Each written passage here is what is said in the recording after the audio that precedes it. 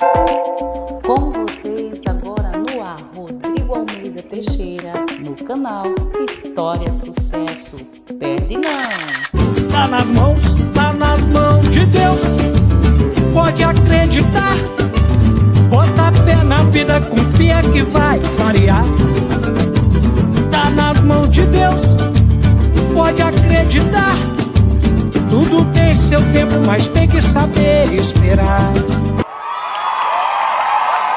Boa noite, meu povo. Boa noite, senhoras e senhores. Estamos começando nosso programa dos domingos, né? Domingo passado não tivemos probleminhas técnicos e hoje estamos eu e o meu parceiro querido JC Gomes, né? Boa noite, JC, tudo bem? Seja bem-vindo ao nosso programa de mais uma vez. Mas antes que você fale boa noite, eu quero falar para você que quer doar algum valor para o nosso canal aí para ajudar. É só você colocar, doar para esse Pix que está passando aí na sua tela aí, né? Você doa qualquer valor que será muito bem-vindo. E você se inscreva no canal, ativa o sininho para receber todas as notificações e deixa o like, muito like, para essa transmissão aí coordenada pelo nosso querido JC Gomes, né? E eu estou aqui só na apresentação hoje. Boa noite, Jota. Boa noite, nosso convidado Márcio Muniz. Boa noite, meus amigos. É uma grande honra poder participar. Fico muito feliz pelo convite e de poder estar fechando essa noite de domingo com vocês aqui. É um prazer imenso e obrigado a todos pela presença, a todos que estão assistindo e que ainda vão assistir depois. Ô, Márcio, conta a sua história para nós. Quem que é o Márcio Muniz? Como é que é Deixa eu dar meu boa noite, Rodrigo. Opa, perdão. Boa noite, pessoal. Boa noite, Rodrigo. Mais uma vez aqui juntos, né? Nessa nossa tarefa de domingo, né? Horário nobre, 9 horas. E hoje com o nosso convidado especial aí, Márcio Muniz, que é uma pessoa especial que eu conheci lá em Mambucaba, um amigo que se tornou um amigo do coração, que a gente se entendeu legal lá, batemos uns papos legal lá na praia. E hoje ele está aqui, né? Nos dando a honra da sua presença, vai contar um pouquinho sobre ele, falar sobre a vida dele, sobre a vida artística dele, sobre a passagem dele aqui por essa terra, né? E nós estamos aí. Seja bem-vindo, Márcio. Muito obrigado, muito obrigado. Bom, falar de si próprio sempre é uma coisa meio delicada, né? Tem uma coisa que eu gosto muito de dizer, que quem se diz muito humilde, digamos assim, humildade, na verdade, não tem nenhuma. Então, assim, o Márcio Muniz é uma pessoa que encontrou na escrita, né, um meio de se expressar, um meio de colocar para fora os sentimentos que eu carrego, a forma como eu vejo o mundo, né? Eu tenho 46 anos, escrevo, acho que desde que eu me lembro como indivíduo, né? Primeiro naqueles famosos caderninhos e tal, mas, assim, em termos de cenário literário, esse ano faz 9 anos em que eu lancei o meu primeiro livro, né? E desde então eu tenho 6 livros impressos e mais 4 livros em formato de e-book apenas, que estão lá na Amazon. A maioria deles são livros de poesia, né? Poemas, mas tenho também um único romance publicado, um livro de contos, e é basicamente isso daí. Sou um escritor, digamos, amador. Não pelo fato de não ganhar o pão de cada dia dessa arte, mas por amar muito aquilo que eu faço. Então, amador. Como que nasceu o primeiro livro? Então, na verdade, como eu falei, desde os 12, 13 anos, que acho que eu escrevo em cadernos, pensamentos, poemas, né? O primeiro livro publicado, na verdade, a minha primeira publicação, na verdade, foi em antologias, né? Com poemas e contos. Antes de sair o primeiro livro, eu participei de 4 antologias, 2 com poemas, 1 com contos. E eu sempre tinha um pouco de vergonha, de receio de me auto-intitular escritor, né? Poeta. Depois, acho que mais à frente eu até conto quando isso mudou. E aí, depois de ser publicado nessas antologias, eu decidi que eu queria lançar um livro, né? Era uma realização pessoal, na verdade, nada mais que isso naquele primeiro momento. E aí eu contratei uma profissional, né, chamada Miriam Moraes, que me deu o suporte para poder publicar esse primeiro livro, né? Opa, deu um eco aqui, não sei se foi. Pode falar. Não, aí tá. Então, ela, conforme eu fui podendo pagar o livro, né? Primeiro ela confeccionou a capa, e aí eu fiz aquele pagamento suado, depois ela fez a revisão, diagramação, e assim, num processo de quase 9 meses, o livro nasceu. E, coincidentemente, né, esse primeiro livro, que foi, digamos assim, saiu quase que concomitantemente a um outro livro de contos que eu tinha enviado para uma editora, né? E aí esse original foi, digamos, aprovado, e acabou que os 2 livros foram lançados no ano de 2014, no intervalo de menos de 15 dias, né? O livro que eu já estava fazendo de poemas e o livro de contos. Oficialmente, amanhã, dia 13, marca a data desse primeiro livro, 13 de novembro. Vai, Jota.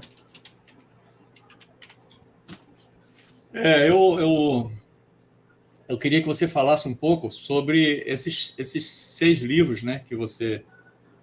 Eu até anotei aqui 10, eu não sei por que eu anotei 10, mas... Não, porque são 10. São 10 livros, mas... É porque são 6 livros físicos, né, digamos assim, impressos, e tem mais 4 em forma de e-book, né, apenas. Então, no total, são realmente 10 livros. Eu considero 10 livros. Porque os digitais, se você quiser, você transforma ele em físico, né? Até mesmo porque se ele estiver na Amazon, tem a opção dupla lá, né? De ser físico ou digital. Tá na Amazon? Então, sim. Estão sim. Acho que só na Amazon mesmo. Esses 4 estão só por lá. Se você puder contar um pouquinho pra gente sobre cada livro desse, seria legal. Então, vamos lá. O primeiro livro, né, é um livro de poemas, esse que eu falei há pouco, né? São muitos poemas, a maioria deles é da minha juventude, né? 18, 20 e pouquinhos anos, 20, 21, 22 anos. Então, são basicamente dessa época. São os poemas, assim, um pouquinho mais simples, né, digamos. Eu fiz questão de que eles fossem a primeira, digamos assim, publicação, porque foi justamente de onde eu vim, né? Então, eu queria mostrar exatamente isso. O livro de contos esse primeiro livro chama-se Vida e Verso em Prosa. O segundo livro o segundo, que saiu praticamente ao mesmo tempo, que é um livro de contos, chamado Encontros com o Amor. Ele surge... Caramba, pior que eu não tô com nenhum aqui perto. A não ser que eu possa sair 2 minutos. Posso sair e voltar rápido? Peraí. Seria bom você mostrar pra gente.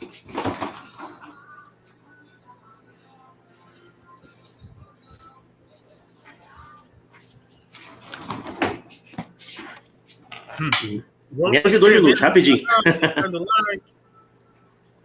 Então vamos lá. Mostrar a capa do primeiro, esse daqui, Vida e Verso em Prosa, né? É um livro de poemas, foi o livro que eu falei primeiro. O livro Encontros com o Amor é um livro de contos, ele surgiu da observação de fatos cotidianos, né?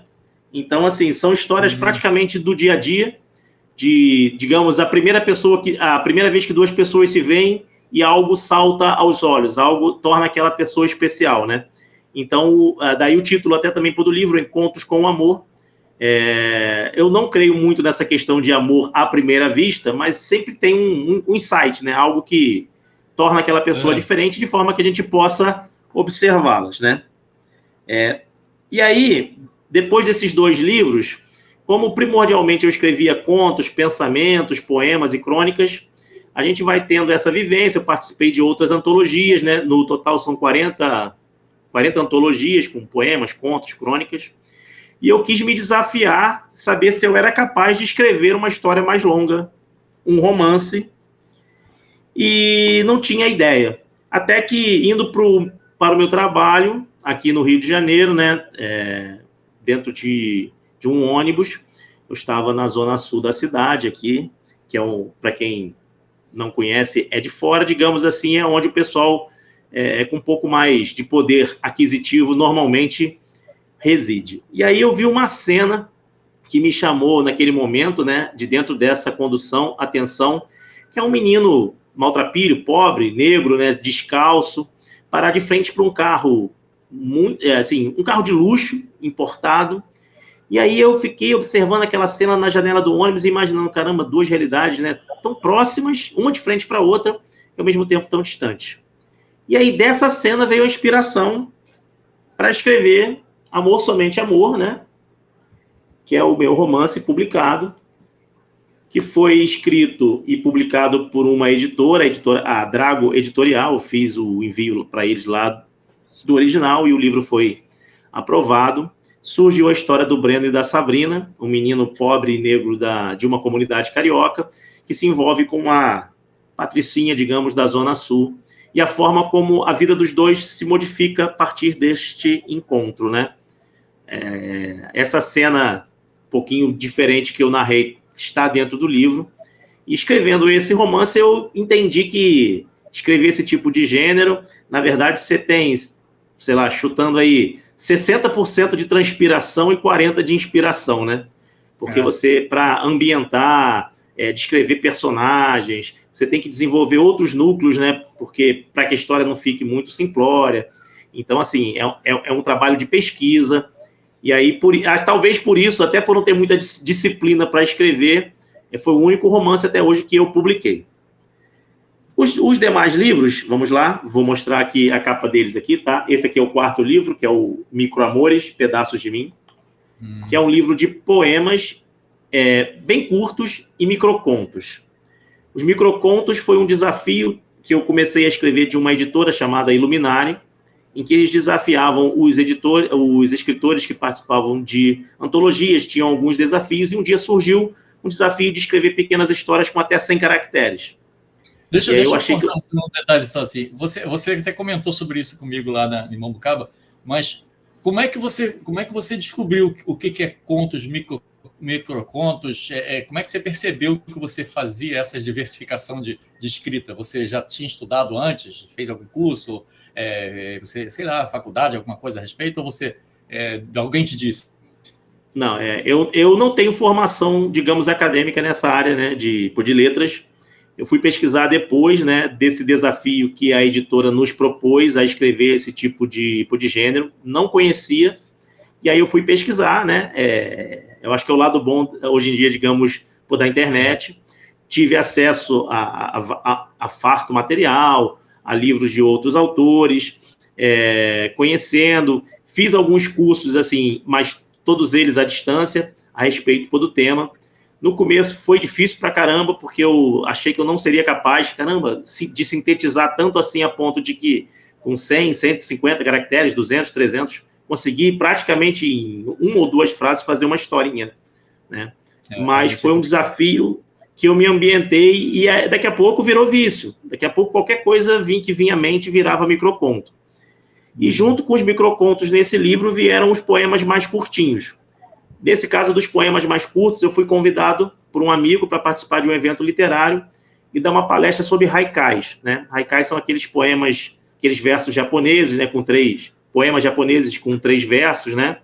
Normalmente eles têm uma característica própria, mais, digamos assim, contemplativo, mais que tem a ver com a questão pessoal, interna, da observação, natureza.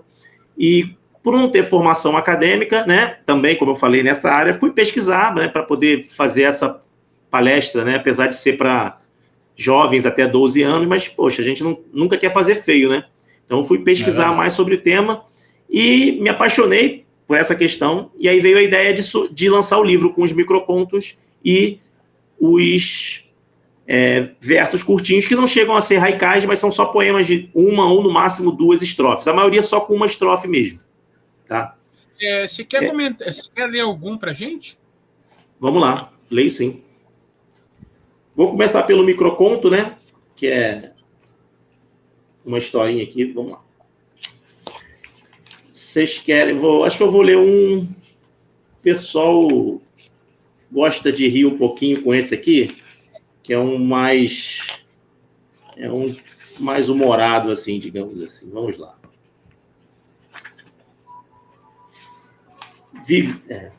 Vivia chamando a esposa de bucho, desdenhando. Mal sabia ele que na casa ao lado buchada era artigo de luxo. Quem não dá assistência, né? Gostei de ver. Deu a mensagem toda, né? O microconto, na verdade, é isso. A gente tem que sintetizar, né? Contar uma historinha bem rápida que, no fundo, deu uma mensagem, né? A gente está passando uma mensagem com 2 ou 3 frases, uma mensagem, né? conclusiva, né? Uma mensagem conclusiva, que fica fechada. Bom, é isso. Do tipo, quem não dá assistência abre vaga para concorrência, né? E eu vou ler agora um poema curtinho também desse livro, né? Chamado Dona. Dona. Cadê ele aqui? Achei. Não é preciso escritura ou legislação. Você está há tanto tempo no meu coração que já se fez dele dona, por uso capião. Interessante. Então são os versos mais curtinhos. Os outros 2 livros... Eu vou mostrar só a capa deles aqui, né? Que é o Acesso Restrito.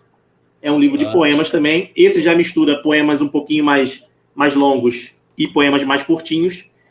E o último livro, que é esse aqui, que é o mais recente, foi publicado na Flip, né? O ano passado, novembro do ano passado, Coisas que Não Podem Deixar de Ser Ditas. Esses 2 últimos livros, aí eu já acredito muito numa evolução mesmo do escritor, né, Márcio, né? Porque a gente escreve um livro, e como eu falei, o meu primeiro livro de poemas era um livro sobre os poemas mais da minha juventude. E aí a gente sempre acha que tem mais a mostrar, né? Do tipo, poxa, os poemas eram mais simples, os poemas tinham outro teor. E conforme a gente vai evoluindo enquanto pessoa, a gente quer mostrar essa evolução também através do que a gente escreve.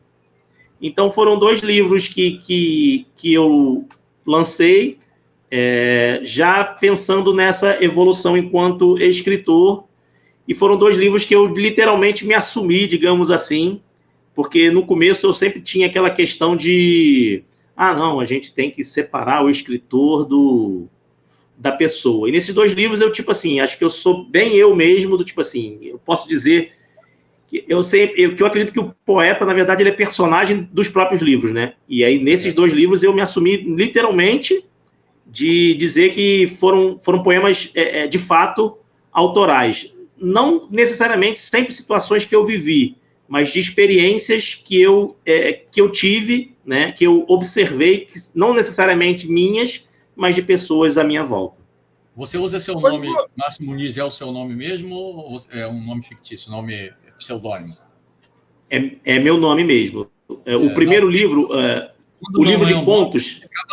A gente acaba fugindo da realidade e apresentando o nosso nome como escritor, né? Eu, por exemplo, o livro... José Carlos, raramente falo José Carlos, eu sempre falo JC. Acaba virando. Eu, na verdade, nunca tive, pessoalmente, né, essa coisa de Márcio Muniz. Eu era o Márcio mesmo, acho que eu nunca chamado por nome e sobrenome. No meu livro de contos, por exemplo, está o meu nome inteiro, né, Márcio Augusto do Nascimento Muniz, porque eu não sabia que nome usar. Quando a editora perguntou para mim assim, qual é o nome que você vai usar? Eu falei, não sei. Aí ela, então o livro já está para sair, vamos ter que colocar seu nome inteiro. Tudo bem? Tudo bem. E aí depois eu passei, colocar 4 nomes assim na capa do livro. Quando você planeja seu livro de poesia, você já planeja um tema assim na tua cabeça? Qual é o tema que você vai trabalhar? E a minha segunda pergunta também para você é, quando vai nascer um livro em áudio do Márcio Muniz? Vamos lá. Eu tenho... os 2 últimos livros, eles já foram mais planejados nesse sentido. Os outros, assim... O de microcontos e poemas curtos também, né? Porque tinha uma questão particular. Os 2 últimos já foram, de fato, algo que eu planejei, né? E que os poemas foram mais selecionados. Na verdade, assim, como eu escrevo bastante, tenho uma produção, eu penso algo que eu queira dizer e aí vou buscar os poemas que se enquadrem nessa questão. O último livro, por exemplo, mais atual, que é o Coisas que Não Podem Deixar de Ser Ditas, por isso que eu digo que é uma coisa muito pessoal, vem muito de um lema que eu tenho, né, que é algo que circula aí também, de que eu não posso nunca deixar de dizer as coisas que são importantes para as pessoas que são importantes para mim. Então, tem 3 coisas da minha vida pessoal, que é eu te amo, obrigado e me desculpe. Eu acho que não tem ninguém que eu tenha deixado de dizer isso. Se eu me for hoje, todo mundo que eu amo sabe que eu amo, todo mundo que eu errei, eu já tive a oportunidade de pedir desculpas, infelizmente nem todo mundo aceita, sei lá, são situações de cada um, mas eu tentei, e tento sempre ser muito grato às pessoas que me ajudaram. Então, assim, acho que não vai ter ninguém, acredito, né, que tenha feito algo por mim e eu não tenha agradecido. E aí, né?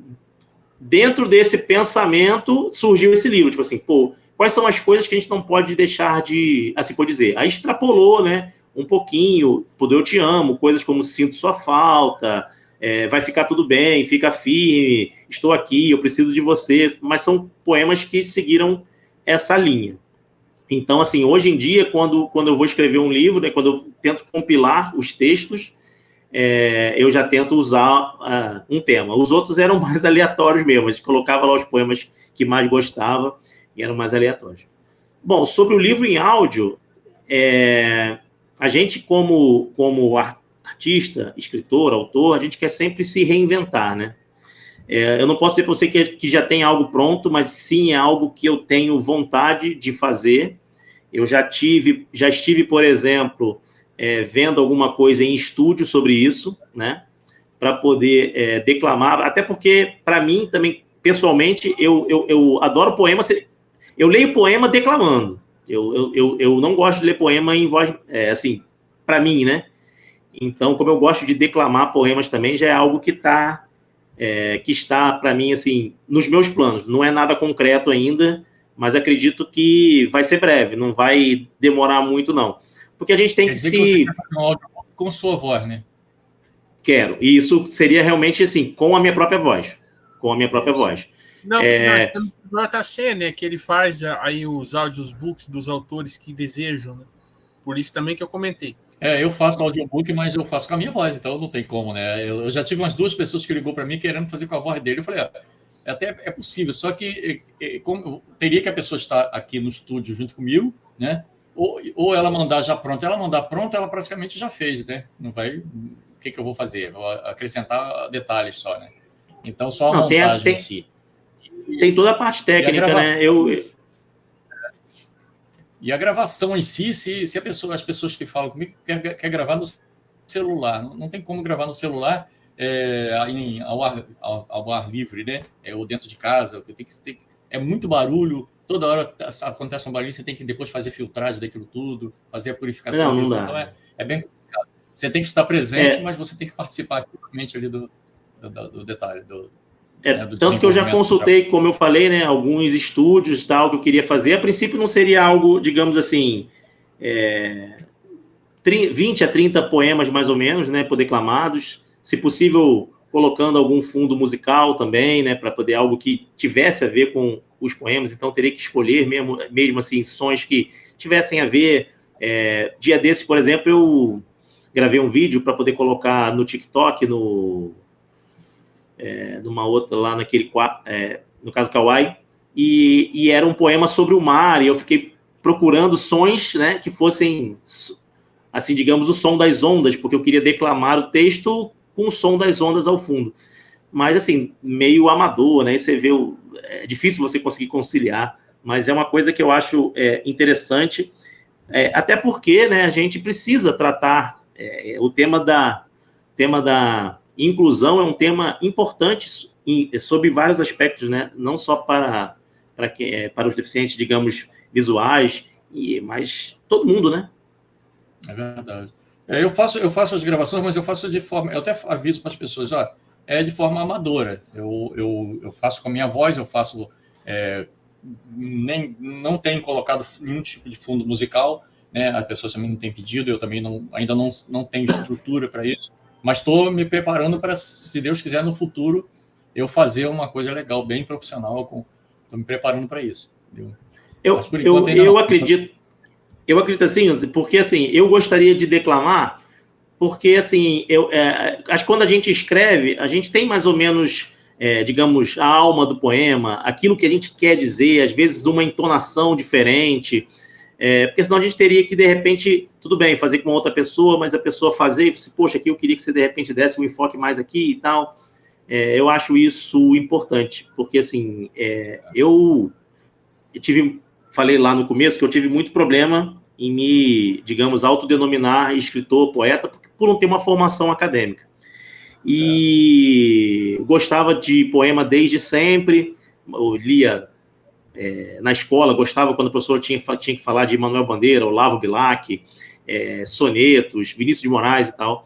Mas foi quando eu li Drummond que eu imaginei, poxa, caramba, né? Poesia também pode ser assim, sem ter essas rimas, essas métricas? Sim, pode e tal. Mas, ao mesmo tempo, né, que o meu verso ele é livre, como eu falei que gosto de ler o poema, mesmo quando não é meu, eu gosto de declamá-lo, porque eu gosto que ele tenha uma certa cadência, ele pode não ter uma métrica, mas eu gosto de colocar, digamos assim, os versos, as palavras, de forma que ele tenha uma cadência, uma sonoridade legal. Não, claro, é coisa particular de cada um. E aí, Rodrigo, tem mais alguma pergunta para fazer para ele? Não, eu queria saber se ele tem poema romântico. Poema romântico? Tem. Então vamos ler aqui, peraí. Vamos encontrar. Na verdade, os primeiros poemas que eu escrevi eram, a maioria deles, com tom romântico, né? Tem um amigo meu que diz que eu sou, que quando eu iniciei, que eu era o poeta do amor. Até porque meus primeiros livros, se você for ver, todos eles têm lá um amor, né? Tirando Vida e Verso e Prosa, você tem Amor, Somente Amor, Encontros com Amor, Microamores, que eu sempre acreditei, de fato, que o amor é a mola que move o mundo, né? Não o amor necessariamente de homem, mulher, né?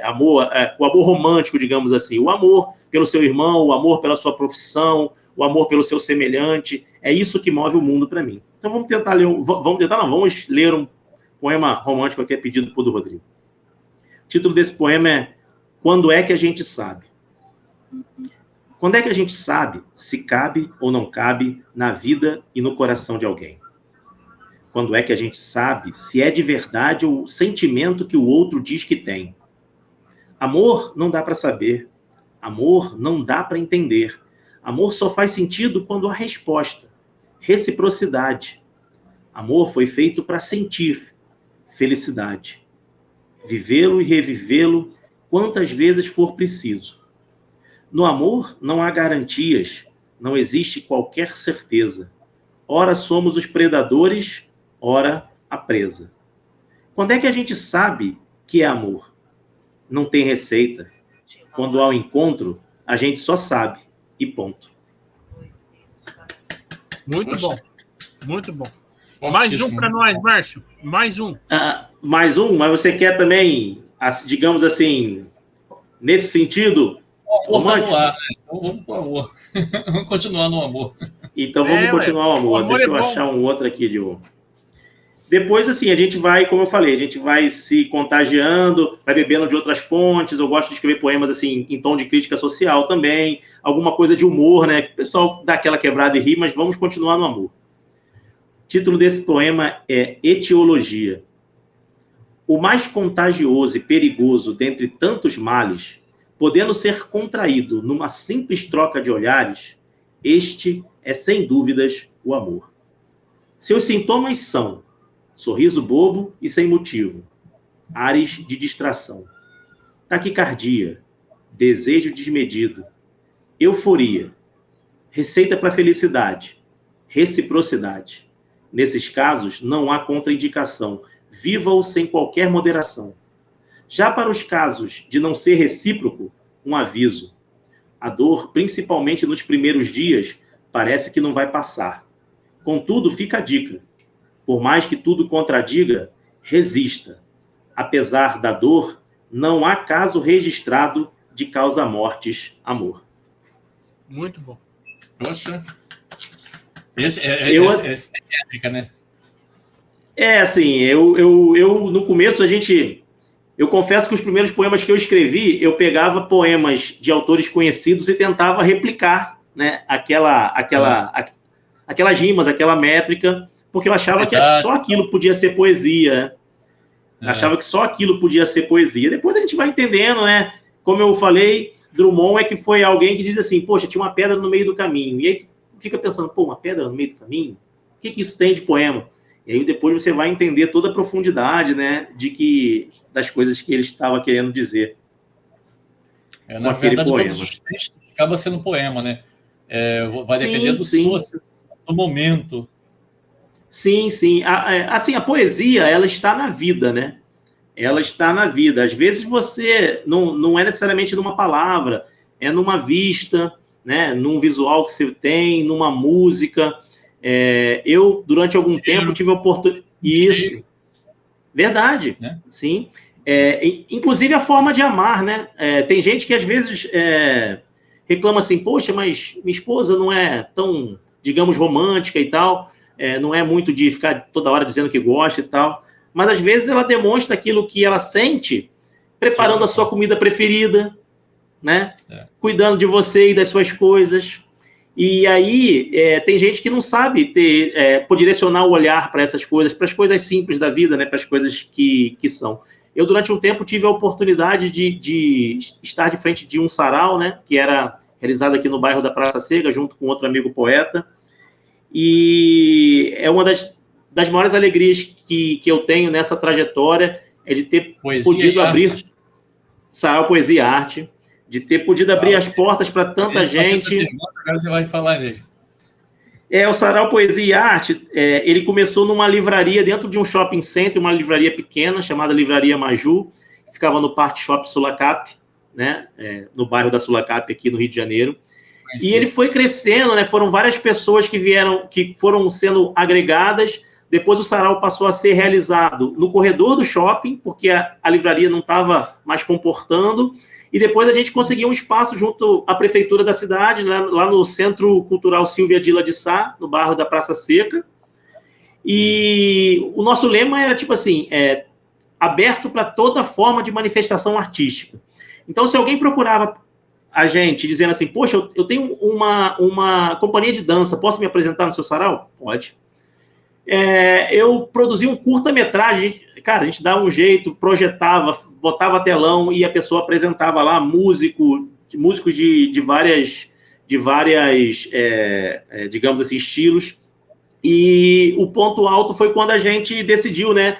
Foram várias pessoas que foram chegando, a maioria delas nunca tinha lançado um livro, nem em antologias, e eu e esse meu amigo lá, o Leandro Ervilha, a gente conseguiu alguns patrocínios, principalmente com uma editora, fizemos um concurso de poesias, e teve festa de lançamento, coquetel. Desse concurso, teve uma antologia, então todo mundo que participou foi publicado na antologia, e o primeiro colocado ganhou um livro solo, publicou um livro solo. Então foi bem legal. Alguns anos depois eu tive a oportunidade de ir num lançamento de uma pessoa, de um outro livro solo, na Flip, também lá em Paraty, e fui surpreendido positivamente quando essa pessoa lá no lançamento do livro me citou dizendo que o pontapé inicial, digamos, da carreira dela tinha sido lá no sarau, né? Que nesse concurso que ela tirou 3º lugar, tinha sido a primeira vez que ela participou de um sarau, a primeira vez que ela lançou um livro, e se ela estava lançando um livro solo, hoje, claro, graças ao talento dela, à perseverança dela, mas um pouco também por conta da gente de ter aberto essa porta e despertado nela essa veia. E, cara, isso aí vale mais para mim do que vender 100 mil cópias de um livro. Porque não tem preço, né, cara? Não tem preço. É isso que a gente leva da vida, né? É muito importante. Essas portas que Fala, Rodrigo. Não, na época da pandemia, você fazia sarau online também ou não? Não. Na verdade, o nosso sarau ele acabou assim, parando por causa disso, porque a gente optou por não fazer nada naquele momento da pandemia, né? Teve um boom, digamos assim, de lives, o pessoal fazendo. Só que era um momento tão delicado para tanta gente que a gente, assim, a gente não sentiu muito assim no clima de fazer. E aí, quando as coisas normalizaram, né, a coisa tinha esfriado um pouco, a gente perdeu lá o espaço, que era um espaço público, né? Então a gente não participou dos editais e tal, perdeu o espaço. E o sarau acabou, digamos assim, parando justamente após o período aí da pandemia, né? Ah, Pois tá. é. Beleza. Aqui nós temos em São Gonçalo, né, nós temos o Dom Sarau, que é mais ou menos parecido com isso que você falou aí, como era de vocês lá. Dar a oportunidade para todas as pessoas, todas as classes de arte, né?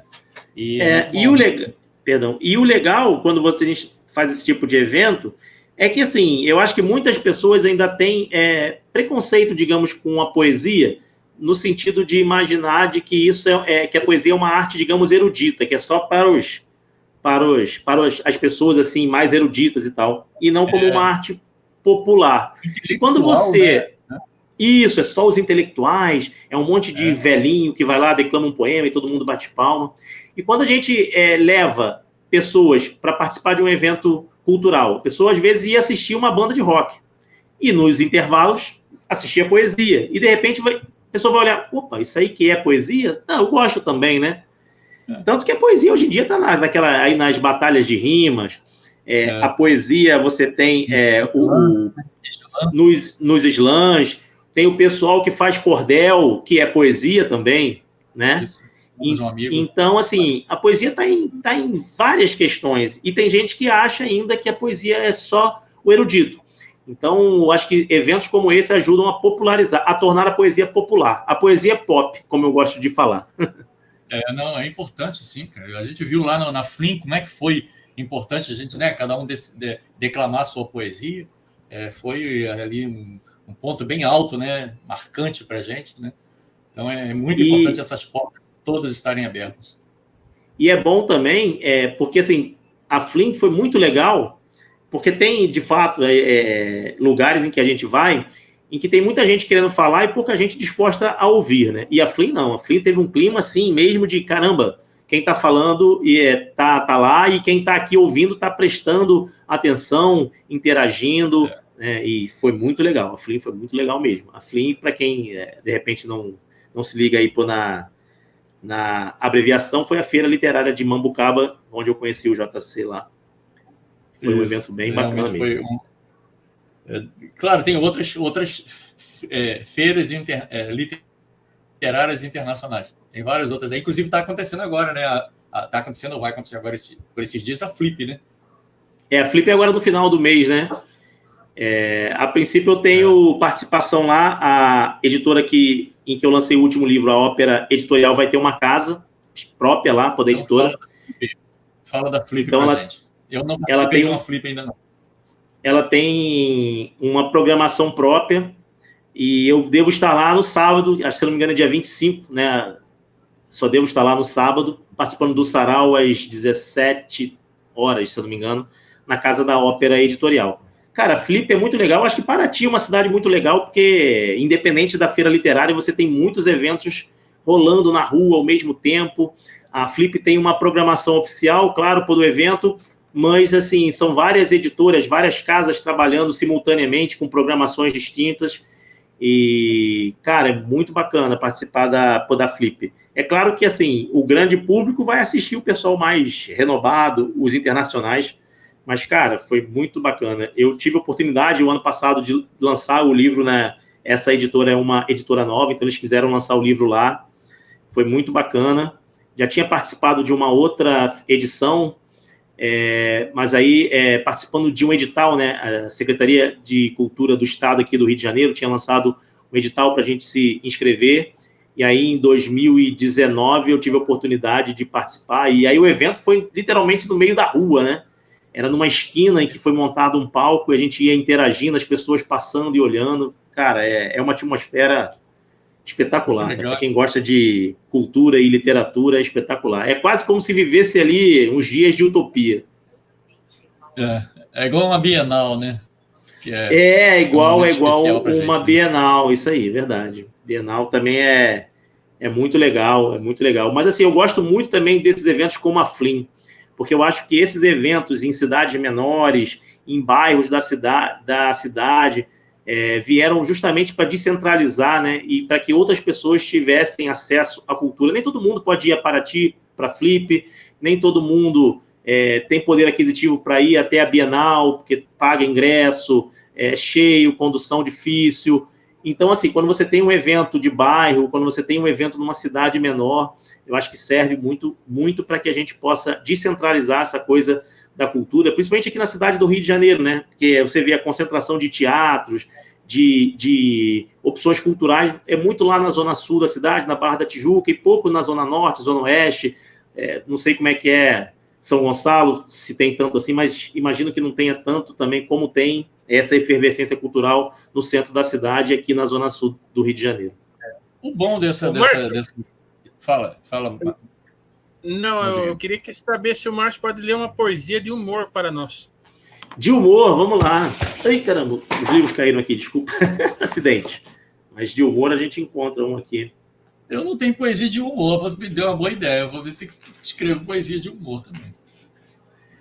De vez em quando é bom para quebrar o clima, o pessoal dá uma risada. O humor, na verdade, começou primeiro com os microcontos lá, como eu falei, né? E aí depois eu falei, caramba, tem que começar a escrever uns poemas assim para o pessoal dar uma quebrada, assim, dar uma risada. Isso não chega a ser de humor. Deixa eu ver se eu encontro um aqui rapidinho, para a gente não ficar muito tempo.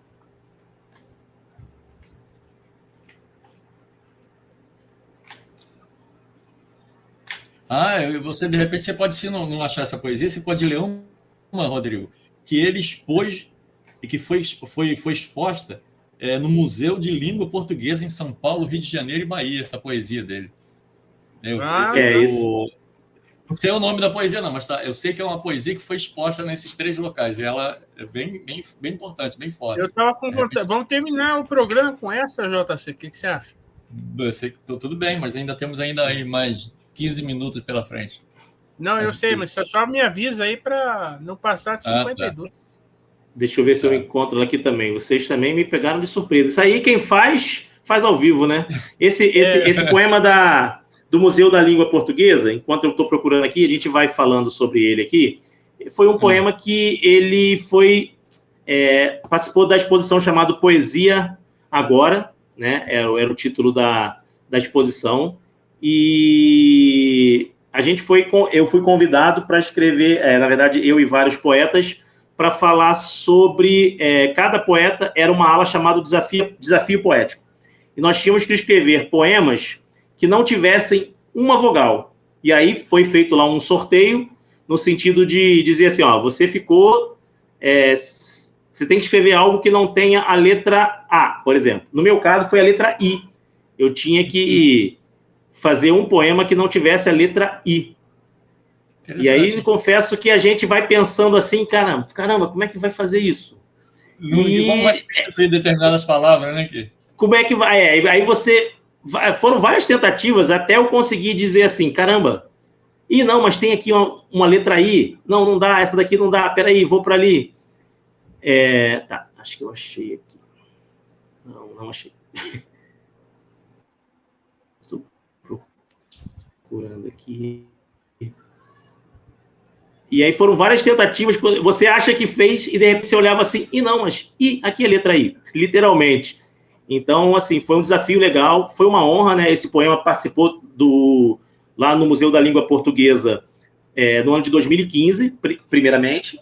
Depois ele teve no Centro Cultural da Caixa Econômica, aqui no Rio de Janeiro, e na Bahia também. Então, vamos lá. O título do poema é Reconhecer o Amor. Quem dera apenas ser só seu, tão seu e menos meu. Quisera ser... Não, perdão, errei. Quem dera apenas ser só eu, tão seu e menos meu. Ser a foz do que for, escutar a voz do amor, para em você repousar, reconhecer, ser, estar, amar. Sem a letra I. Sem a letra I. Esse foi sem a letra I. Esse foi sem a letra I. E assim, e a poesia... Parece que foi fácil de fazer. Foi não, e a exposição, cara, foi um sucesso, assim, não necessariamente só pela minha poesia, mas foi algo assim, foram, se não me engano, mais de 100 poetas, alguns um pouco mais renomados, outros, a maioria, na verdade, sem mídia, digamos assim, e sem fama, né? foi um sucesso, cara. A exposição foi um sucesso, passou em rede nacional, Jornal Nacional, e várias outras reportagens. Foi muito bacana, foi uma experiência, assim, também, dessas coisas, assim, que é motivo de honra, né, dizer que você passou pelo Museu da Língua Portuguesa. Dá tempo de ler uma aqui, rapidinha, daquela que o Rodrigo pediu, de humor? Ah, sim, dá tempo, vai lá. Vai ser aquelas só de uma estrofe, só para o pessoal daqui. O título do poema é Recalque. Quando fala dela, você diz, Deus me livre, mas no fundo queria dizer, quem me dera.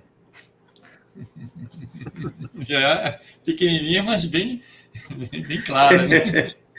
Porque tem gente que, assim, a gente desdenha primeiro, mas porque a gente não tem, né? Já que a gente não tem, a gente primeiro desdenha, né? Mas aquela poesia tua do Bucho lá, sensacional, cara. Nossa Senhora, parabéns. Assim, é claro que a gente não pode dizer nomes. O amigo que me contou a história, ele vai saber que foi ele, né?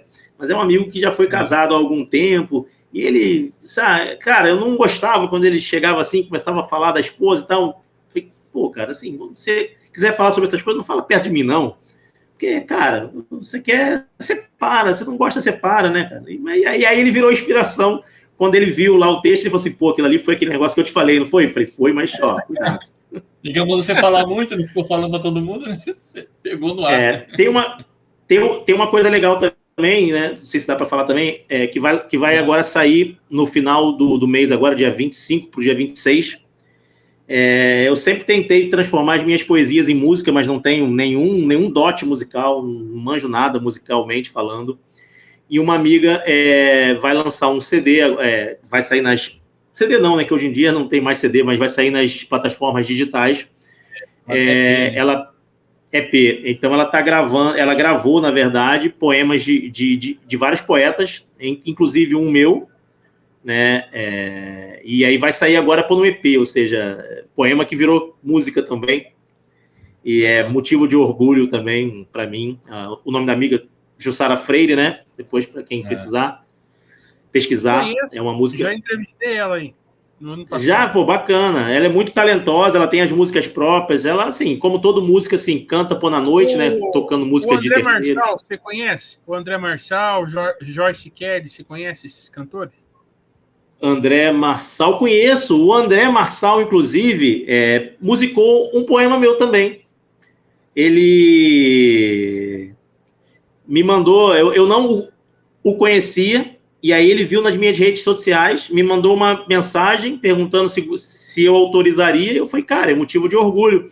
Só que é um poema de 6 versos, eu falei, cara, como é que tu vai conseguir fazer uma música com um poema de 6 versos? Aí ele, cara, eu li o teu poema e a música veio na minha cabeça. E aí ele conseguiu fazer um poema também, assim, meu virar música, ainda não gravou, mas, cara, ficou muito legal. Cara tem um talento quando gravar, você manda pra gente, eu quero a gente ouvir. Eu posso até declamar aqui o texto, se vocês quiserem, mas... Pode. Chama-se Chama-se Reféns do Tempo. E tá, inclusive, no meu livro, no último livro, ele leu. Vamos lá, Reféns do Tempo. Quando a gente promete que algo vai ser para sempre, involuntariamente a gente mente. Não por duvidar do sentimento. É que a eternidade não nos pertence. Somos reféns e não senhores do tempo. E aí o poema curtinho, ele falou, cara, a música veio na minha cabeça. Eu li o texto e já tenho a música. Eu falei, então toca bala. Toca bala que, quem sabe, quando ele publicar aí... Não, e ele é fora de série, cara. Fora de série. É um músico espetacular, cara. Músico, cantor, assim. Legal.